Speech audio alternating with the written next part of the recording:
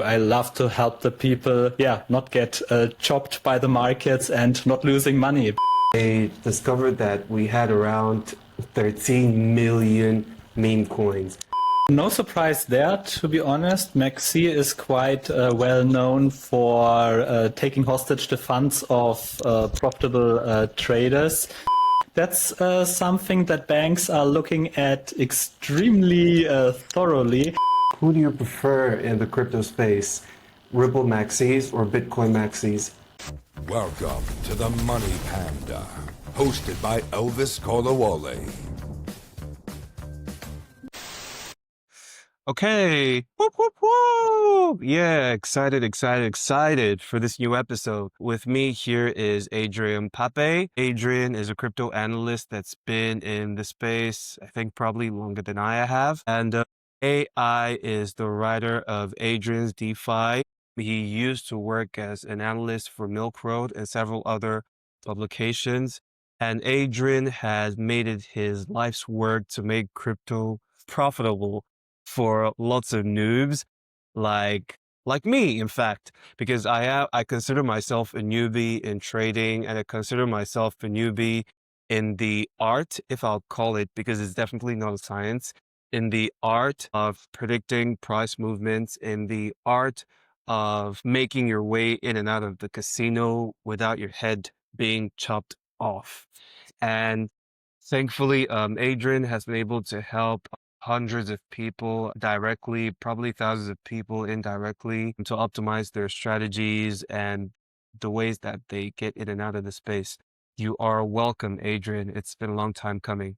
Thank you for being here. Thank you so much for having me, Elvis. What an introduction. I feel honored. Yes. You are that guy. And maybe you might have a few words to say to introduce yourself for those who might not know who you are, what you do. Absolutely, yeah. I'm an active crypto investor since 2018, since the beginning of 2018. Really deep into DeFi for the last 5 years, since 2020, since it all started with DeFi summer. And I couldn't get away from it anymore. I've been a business analyst, working in finance with big banks on crypto projects. But to be honest, it was so slow. Institutions are so slow when it comes to everything.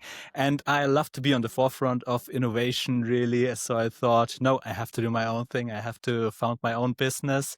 And here I am doing a lot of educational stuff, starting out on LinkedIn, workshops about DeFi, about how to generate yield, about how to invest safely in crypto. And that's really what I love to do. I love to help the people, not get chopped by the markets and not losing money, because we, especially in these economically hard times, we don't have money to just throw away. We should really care about and really think about what we're doing in the markets. Yeah.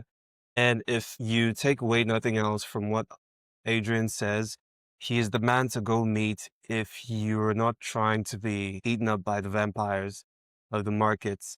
And of course, because of what he is, he definitely has lots of context into a lot of the topics that we're going to address here.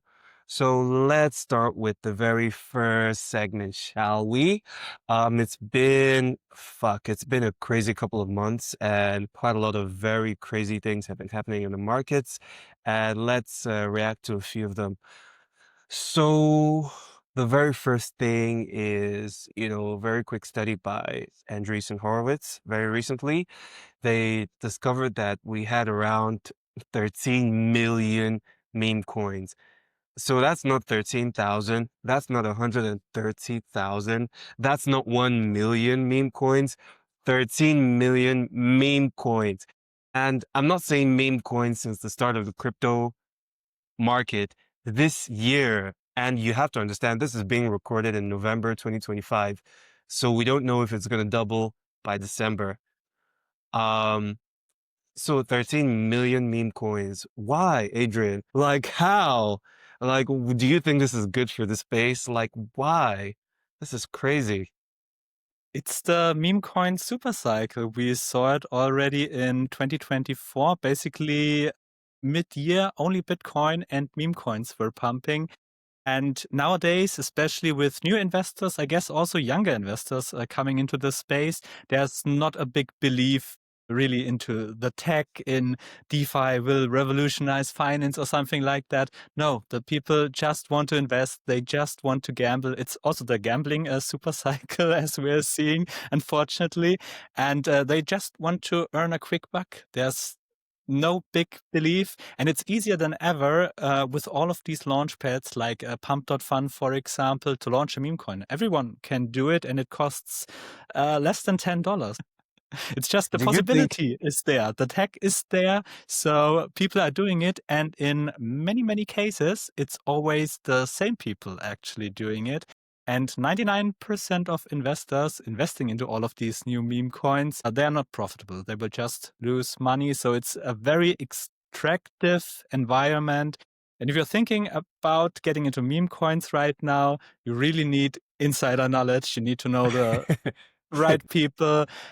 You need to be extremely fast, have the right tools. You need to be constantly online, basically the whole day, trading in and out of these things. So for normal investors, for normal people with a job or something or some hobbies, it's not possible to do this profitably, unfortunately, fucking hell? anymore.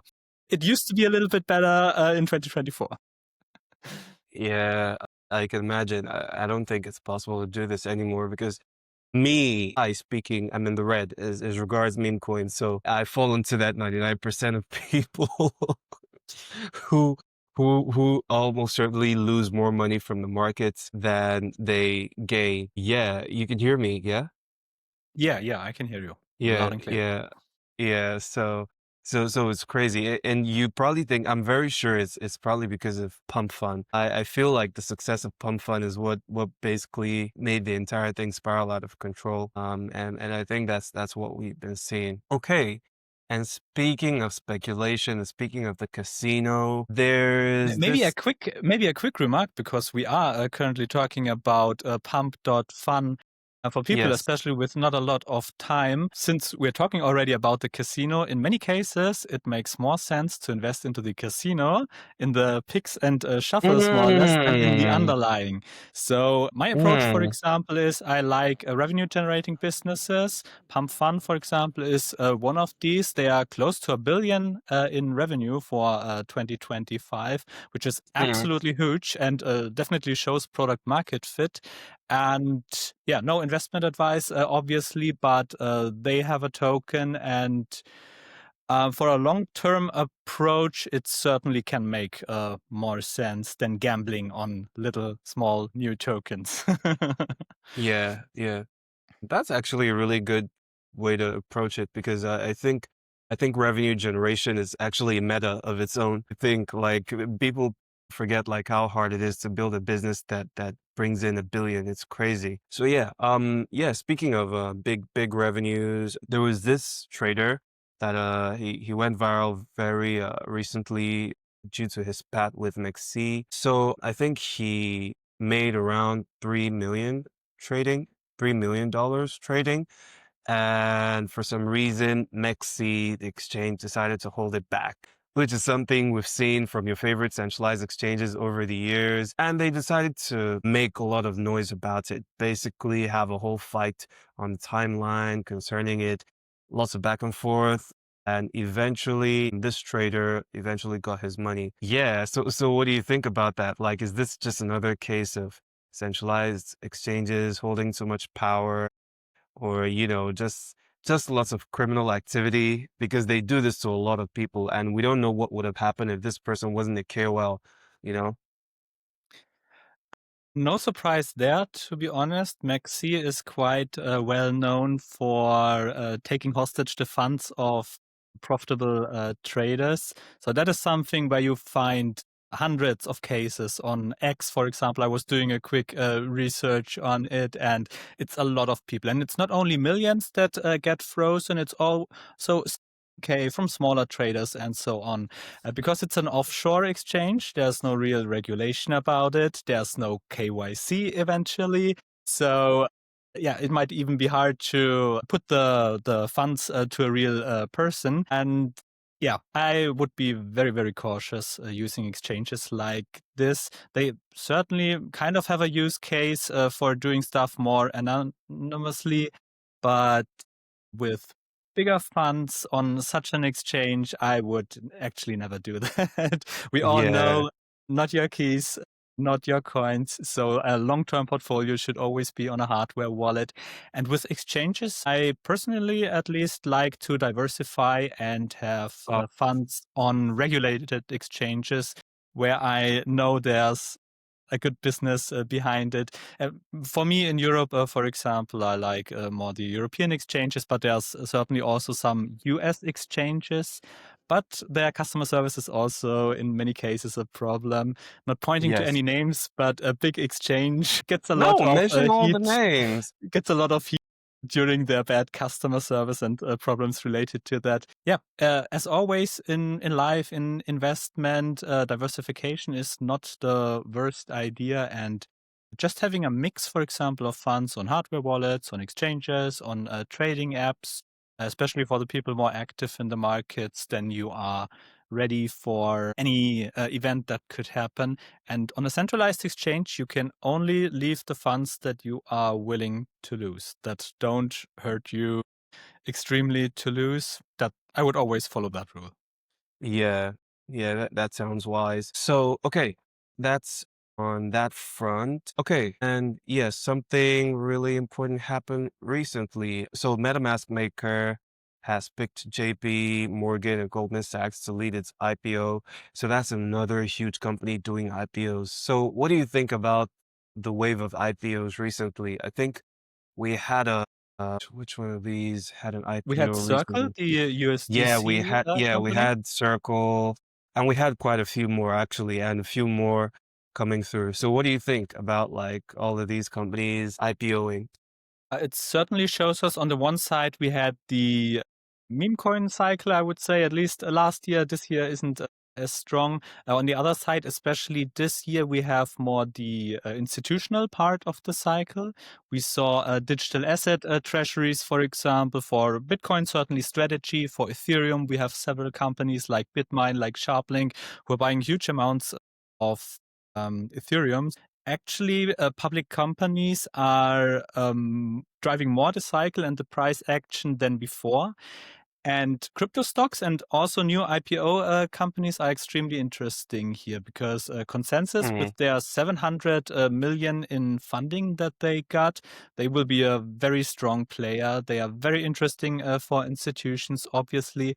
But for us as retail investors, not mm, as institutional investors who can actually get into such an IPO, it might not be possible to be very profitable for that. So we won't gain a lot, but at least Wall Street has another vehicle, has another company here. We are seeing more like this institutional interest, the rails, the banks working with these companies now.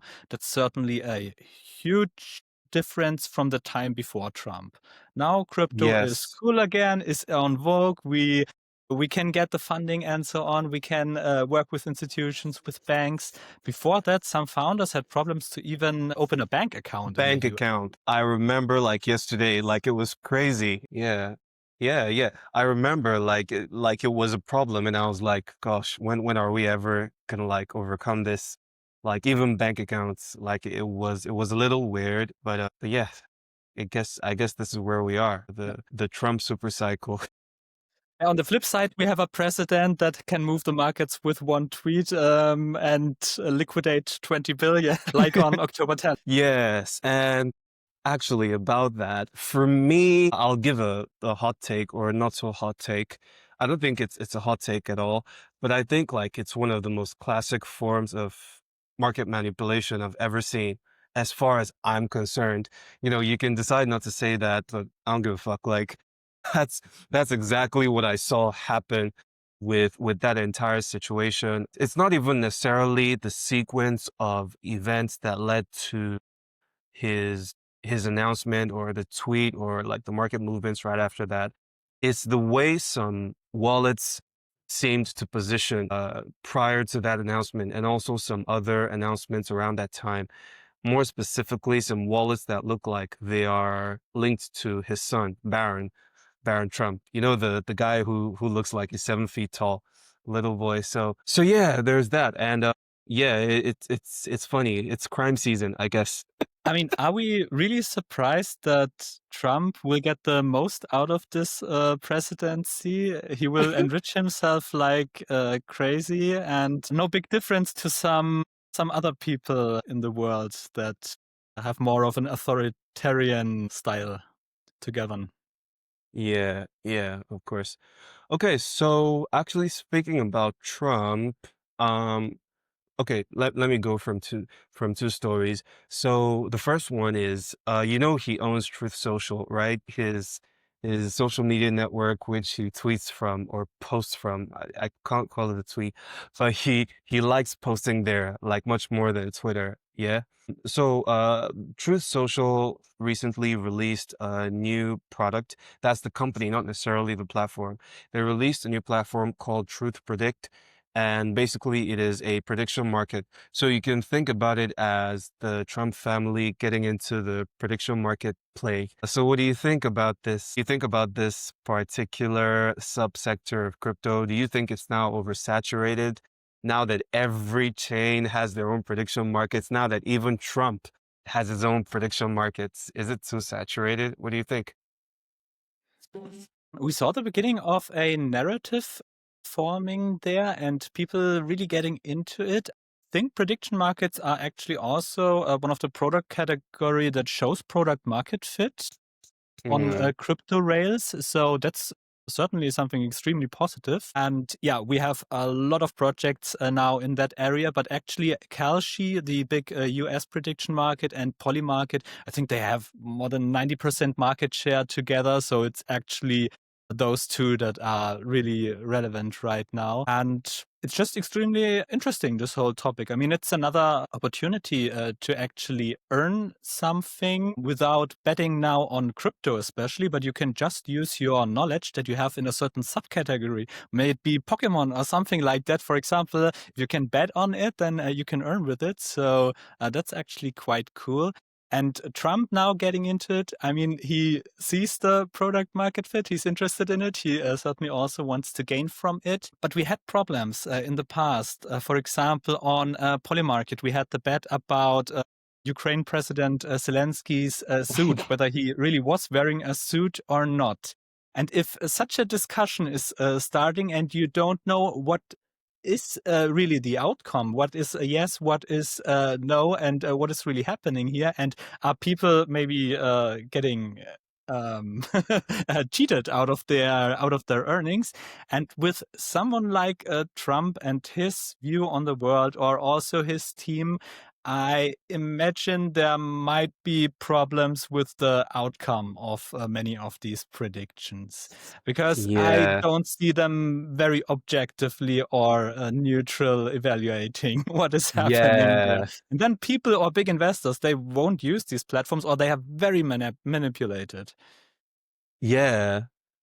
Yeah, 100%. Like, I mean, how are you supposed to create a market on if Jesus is coming in 2025? I mean, and somebody does exactly that. Like, that's one of the most popular, I think that's one of the most liquid markets. I think in on Poly Market, for example, if Jesus is coming in the year 2025. So, so, so it's just all sorts of like really ridiculous things. And, people create markets for everything. Of course, it helps to, would I say, have a feel for user sentiment. But yeah, you're right. It's rife with manipulation, and it is a huge opportunity if you're looking at product market fit. And I guess it's another avenue to gamble on everything. And the prediction probability, it really gets a lot better when a lot of money, a lot of volume is happening in a market. But if it's a very small market that can be manipulated with a few $1,000, for example, then there's no predictability or worth really in such a market at all. But with the US presidency, for example, we saw it. It was actually quite accurate, and Polymarket was way faster getting the odds right in the US that Trump will actually win. So that was an interesting use case for Polymarket. Yeah. Yeah. I think it made them very popular. Uh, okay, so more on Trump and some of his activities. He recently pardoned CZ, Boyo.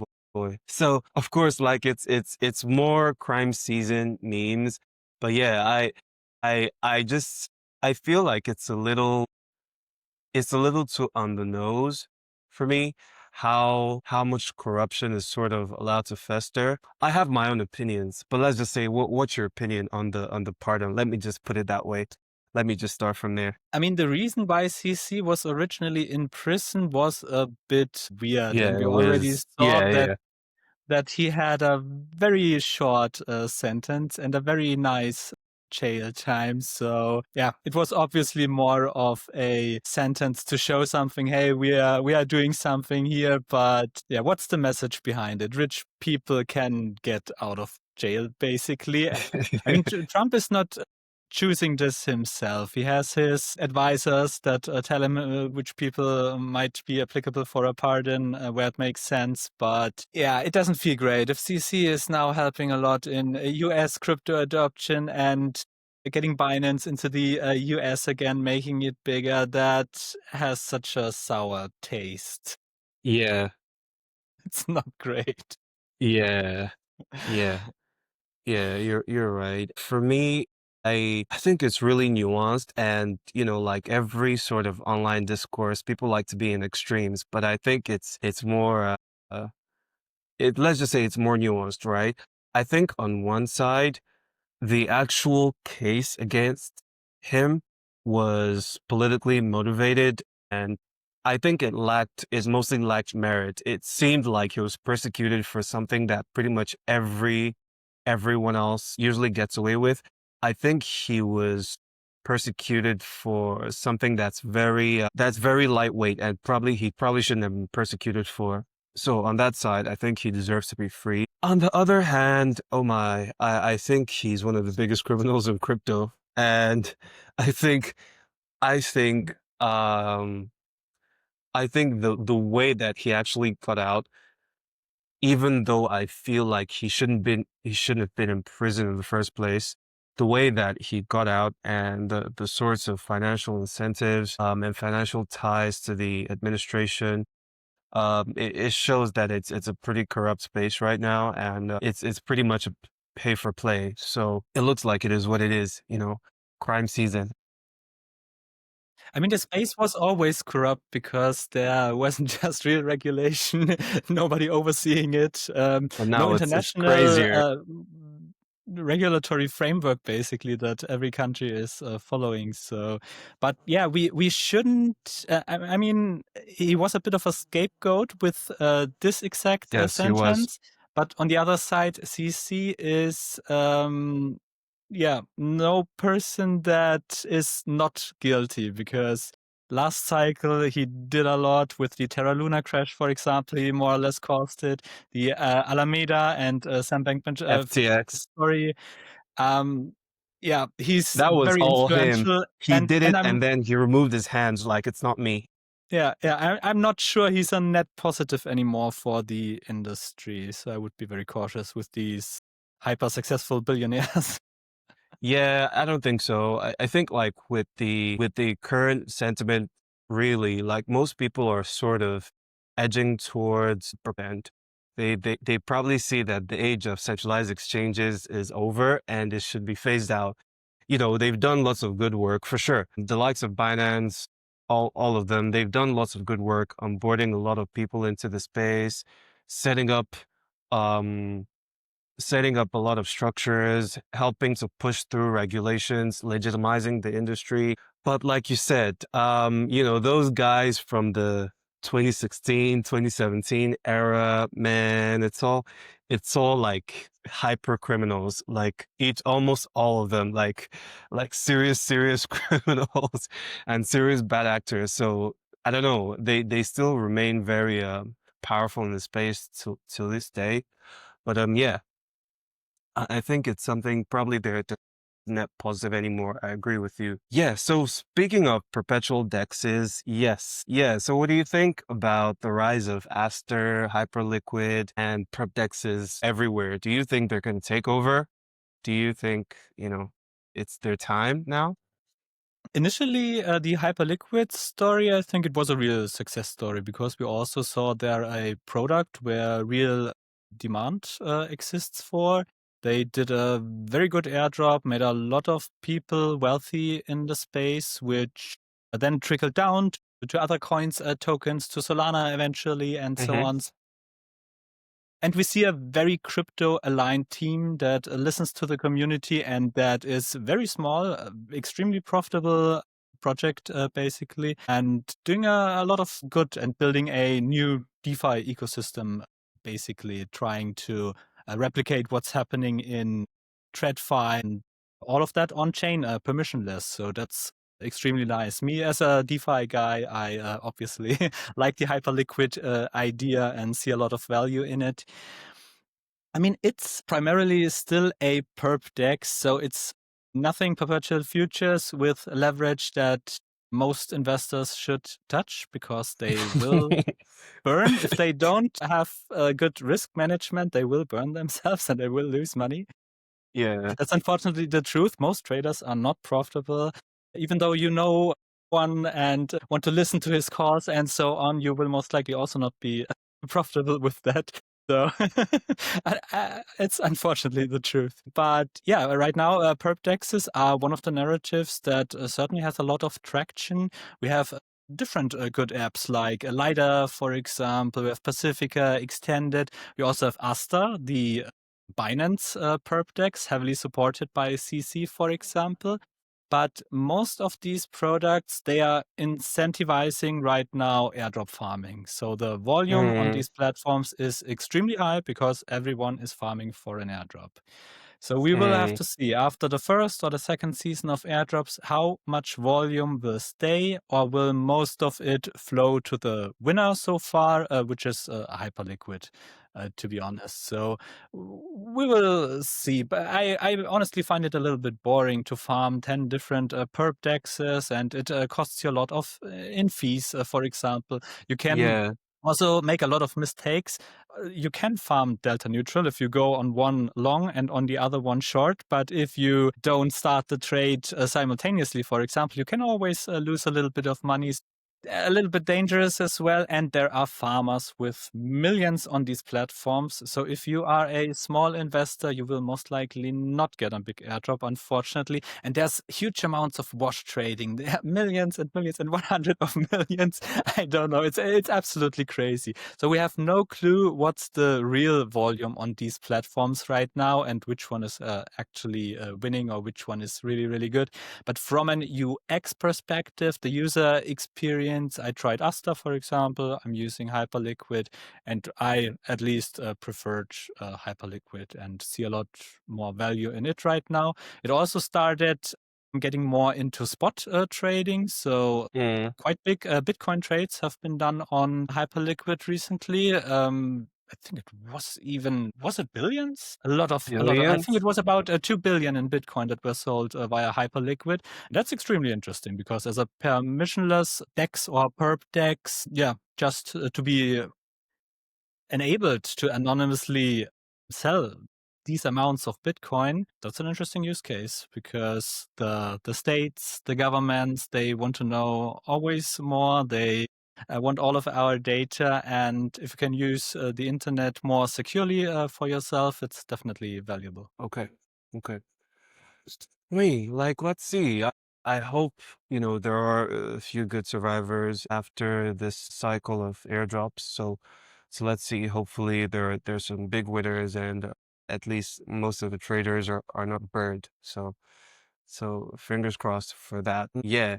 Speaking of uber profitable companies, Tether released an attestation report revealing it had over 10 billion in profits, not even revenue, profits, pure profit, 10 billion in Q1 to Q3 of this year. Now that's just insane.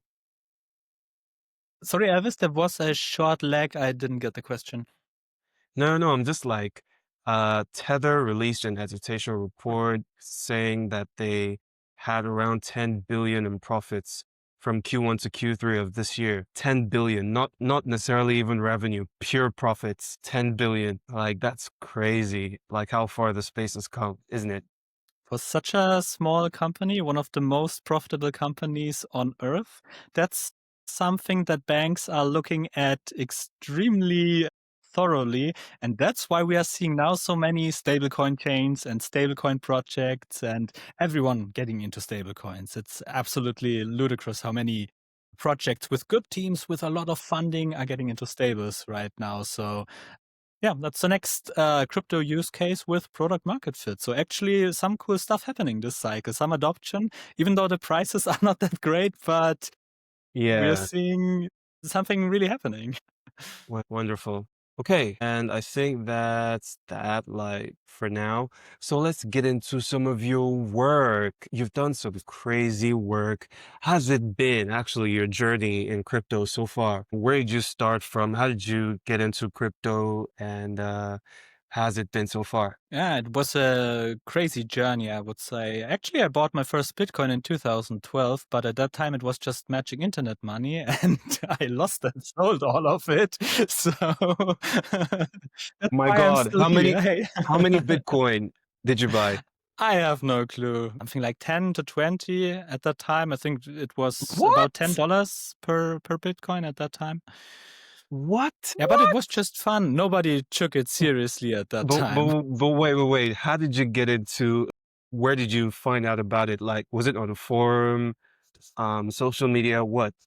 I think just some friends told me about it, and then I wanted to try it because I was always a little bit nerdy. But as soon as I had 2x, I thought, oh, I have to get out. That's crazy. There's something really happening. So yeah, as a kid, you have no clue about that stuff, and it was. At that time, you took it seriously, and you couldn't do a whole lot with it. It was just lying around and kind of boring. Wait. You said you got out at 2x, so you didn't lose everything, but you sold at 2x.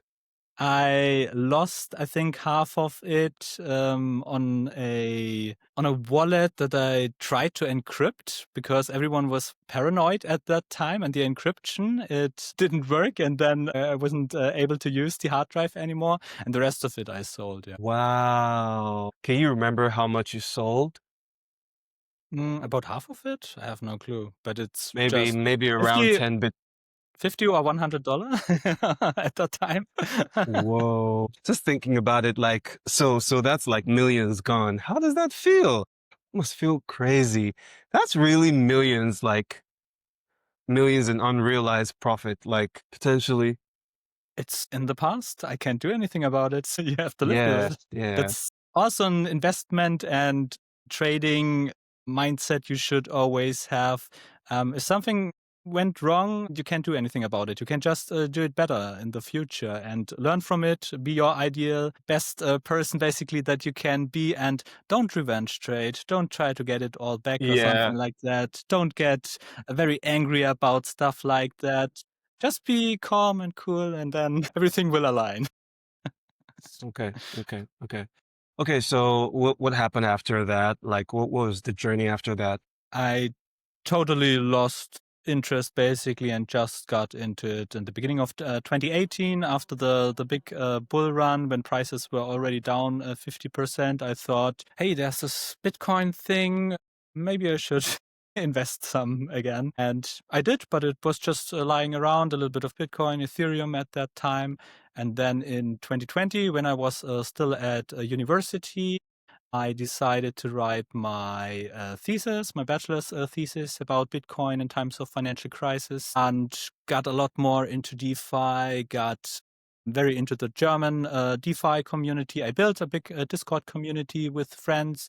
We were getting into startup ideas and what could we do in the space to educate people, to make the whole experience better with DeFi, for example, where to get the best yields, how can you get a good overview on your portfolio? All of that wasn't really available at that time. But we tried to found a German company, and regulation was very, very intense at that time. So we quickly thought, no, that's not worth it. They make it very, very hard for you. So I decided to get into finance as a business consultant, worked with banks on crypto projects all around Europe, which was quite interesting, seeing the institutional interest already in 2021, 2022, and so on. But then came to the conclusion I want my own business. I want to educate people in the space, and I really want to be full-time in it because everything is happening so fast. And if you really want to be there on the forefront of innovation, you have to spend a lot of time. Yeah, yeah, But of course, yeah. there's a lot of people that don't have the time. So I'm writing my newsletter twice a week.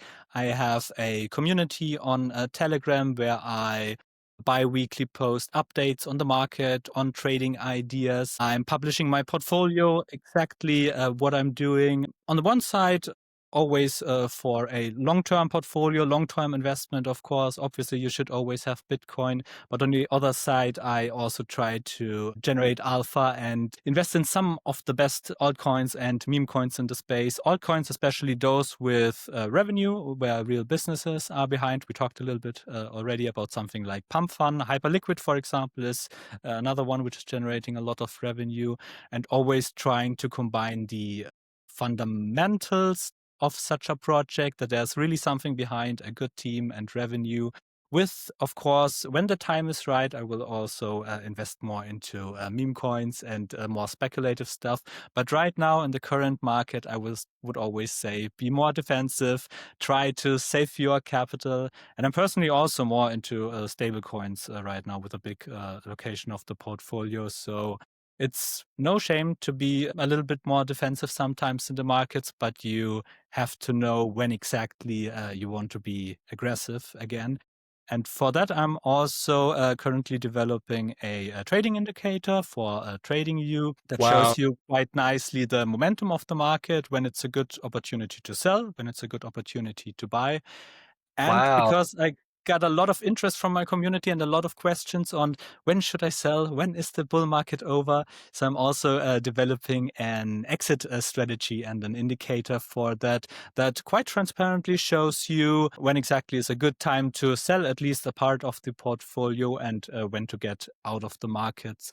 Because that's where most of us fail. Not the buying is the hard part, the selling is the hard part. Yes, yes, yes. You're 100% right. I think the exits are a pretty challenging thing. Okay, so how can people maybe keep in touch with this?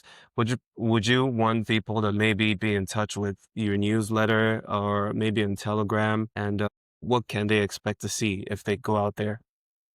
Yeah, if you like weekly content written a little bit longer, 5 to 10 minutes to read, adriandefi.substack.com is my newsletter. You can always reach me on LinkedIn as Adrian Pape, or on Twitter as 0xAdrianDefi. I think we can also link somehow in the info, or so people will find these channels.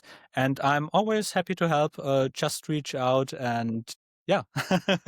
I love educating people and helping people out in the space. So yeah, let's make the most of the rest of this bull market, because I think there's still an opportunity, even though it looks a little bit bleak right now. But these times when everyone is in fear, when there's blood on the streets, it's mostly a good opportunity, to be honest. Yeah, to buy. Sometimes it's necessary to do the opposite from what you're feeling right now. If you're feeling really, really down, if you are almost losing hope, like many people in the space right now, then there might be the biggest opportunities. Interesting. Yeah, I figure like that's probably the way to go. Yeah, and I think maybe towards the end we will maybe you might give some people some alpha, just a little bit of alpha, so they might take hope. Okay, but Sure. real quick, let's play a little game of this and that, this or that, actually, where I will have an understanding of what you prefer. So the first one, gold or Bitcoin? Bitcoin. Why? But gold did all-time highs recently. Why not gold? But Bitcoin has a lot more potential, and it has some of the abilities of gold, but is actually better in my opinion, because it's divisible, it's online. You can easily send it to everywhere where do you like. It's actually just a little bit inflationary, but gold is a lot more inflationary. If we find a very, very big gold spot in the earth at some point, the price of gold might take a big hit. And we just might have seen the top in gold when everyone was standing in front of the gold stores and trying to get it as fast as possible. That, in my opinion, could have been a very good top indicator, because when normal people stand in lines like that, it can be a good top indicator. But yeah, Bitcoin is a little bit You digital might be gold, but it's also very good as a measure against the debasement of currencies. So, and on the long term, Bitcoin outperformed gold a lot. I think you're right. I think you're right. It's just sometimes I think like, why digital gold when you can get the real gold, you know?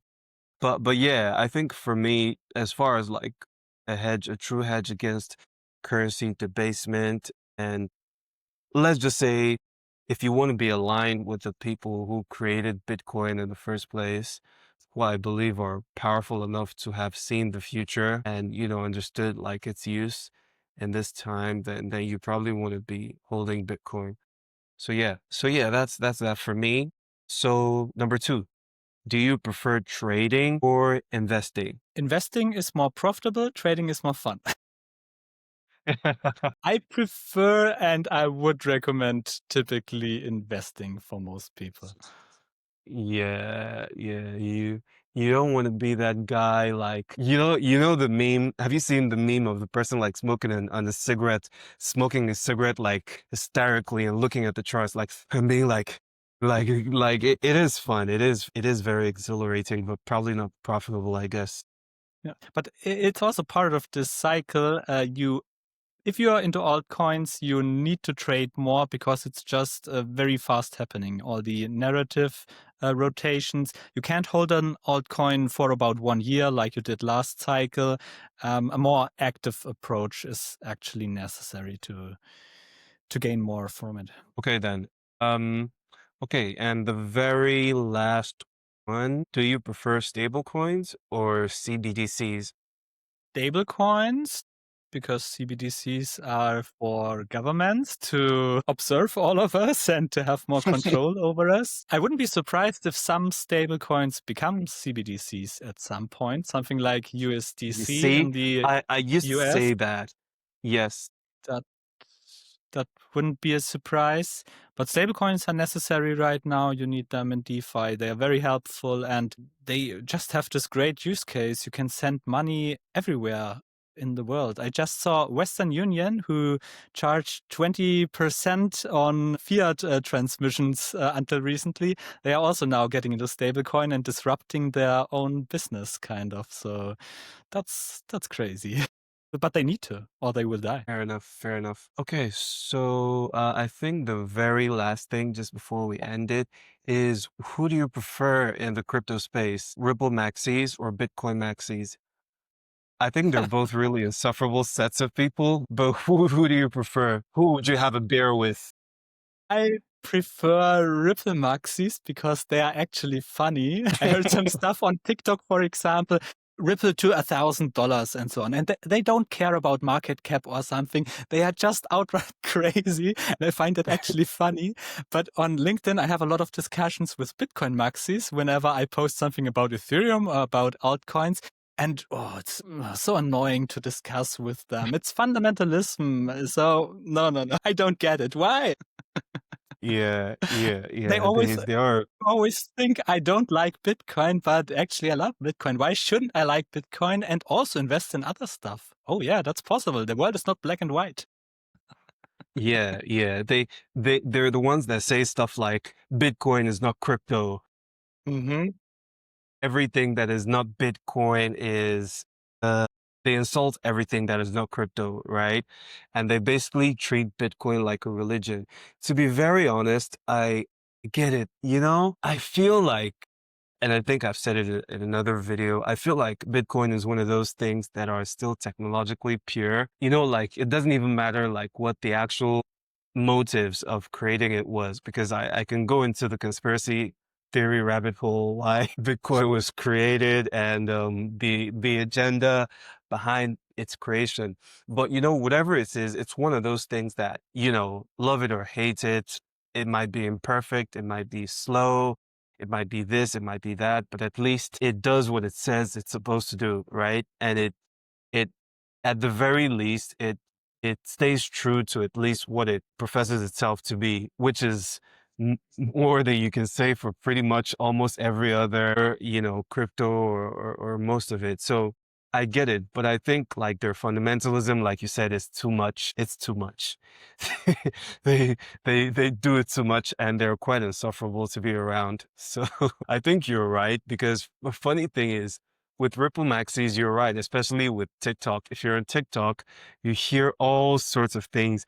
These people have such an understanding of global finance, and they always have these projections for how XRP will fit into this random situation, this random geopolitical situation, everything.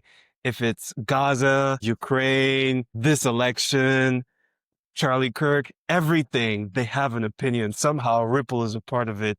And it's crazy. They are actually really batshit crazy. I know all about them. Yeah. Okay. So that is the end of our episode. So thank you so much for honoring my invitation. And this has been fun. Quite a lot of crazy stuff happening in this industry, and quite fast moving. And we definitely need more people like you that are willing to educate more people and willing to, show them the way towards profitability and make sure that they're not completely swallowed up by the system. So before we go, is there one last piece of alpha you can give to somebody? Maybe a little twinkle of financial advice, just one last piece of alpha before you go. I think the most safe piece of alpha is looking at the projects that are generating a lot of revenue. There's data sites like DeFi Llama, for example. You can very easily find a protocol by revenue. And if you just check who is earning a lot, where are people really spending money to use a certain decentralized application, that gives you a great idea where also a profitable investment might be.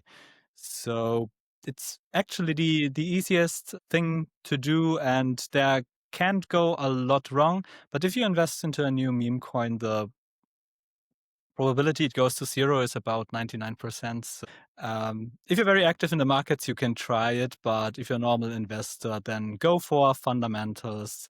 Learn to understand basic data in crypto, and because you should at some point know what you're investing in. You shouldn't just follow any influencer. You need to learn about this stuff, and then good things will come from it. Awesome, awesome, awesome. Ladies and gentlemen, that is Adrian's Alpha. And in fact, I think Adrian has a group called Adrian's DeFi Alpha. Please tell me I got that right. Exactly. Yeah. Yes, On of Telegram. course. Yes, so you can join Adrian's DeFi Alpha, and you can join Adrian's DeFi newsletter, where he regularly drops lots of alpha for free. There's a paid tier, but of course, there's lots of value on there for free, and he is available everywhere. On LinkedIn, on X. You're on X, yeah? Yeah, on X, and everywhere you are likely to go receive your alpha, and so we're that good. So we have come to the end of this episode. Thank you so much, Adrian, and thank you so much for everyone watching. And if there's one thing you will take away from this episode, it's crime season, okay? Be smart about the way you get in and out of these markets, and understand that, it's the patient and the most strategic that are gonna win, and not the most emotional, and not the ones who are who are enticed by quick wins, or who are convinced that this is an entire bed of roses. Do not believe all the marketing hype. Do not believe all the shills all the time, and do your own research, of course. Okay. That's that for me, and I will see you all on the next one. Till next time, bye-bye from me and Adrian. Bye. Thanks for the invitation. Bye. Yeah, bye.